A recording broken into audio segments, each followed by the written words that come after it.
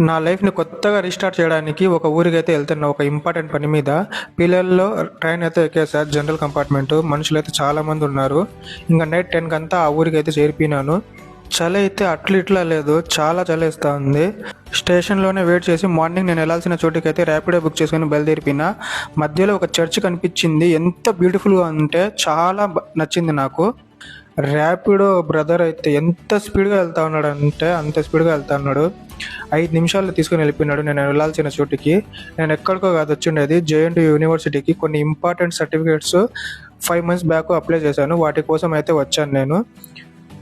యాక్చువల్గా అవి ఇంటి అడ్రస్కి రావాల్సి ఉండే, కానీ రాలేదు ఎందుకో. అదే కనుక్కుందామని అయితే ఇక్కడికి వచ్చాను. వాళ్ళు ఈవినింగ్ వరకు వెయిట్ చేయాలి అన్నారు. ఇంకా బ్రేక్ఫాస్ట్ చేయలేదని పక్కనే బండి ఉంటే అక్కడికి బ్రేక్ఫాస్ట్ చేయడానికి అయితే వెళ్ళిపోయినా.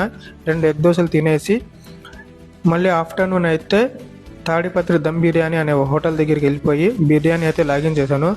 మళ్ళీ వచ్చి అడిగేసరికి ఆ సర్టిఫికేట్స్ మీ కాలేజ్కి వెళ్ళిపోయినాయి, మీరు కాలేజీలో తీసుకోండి అని చెప్పేశారు. ఇంకా చేసేదేం లేక బయటికి వచ్చి షుగర్లెస్ ఒక కాఫీ తాగేసి ఇంకా మధ్యలో కారం బులుగులు తీసుకొని ఇంటికైతే రిటర్న్ అయిపోయా. రైల్వే స్టేషన్కి వెళ్తున్నా. మరిన్ని అప్డేట్స్తో మీ ముందుకు వచ్చేస్తా. అప్పటి వరకు బాయ్ ఫ్రెండ్స్.